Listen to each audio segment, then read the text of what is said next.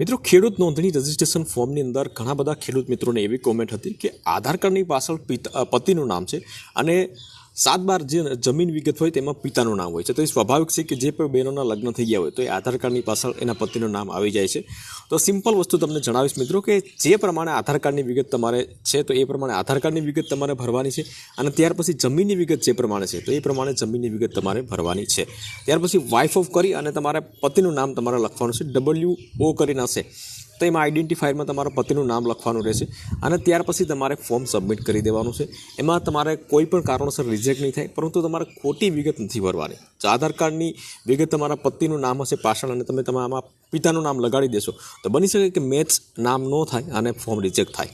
પરંતુ form reject થાય તો પણ તમારે ચિંતા કરવાની કોઈ જરૂરિયાત નથી. આવનારા સમયની અંદર આ પ્રોસેસ જે છે આવનારા 6 મહિના સુધી ચાલવાની છે. તો તમે સુધારા વધારા કરી શકશો, કોઈ પણ સુધારા વધારા કરી શકશો તમે.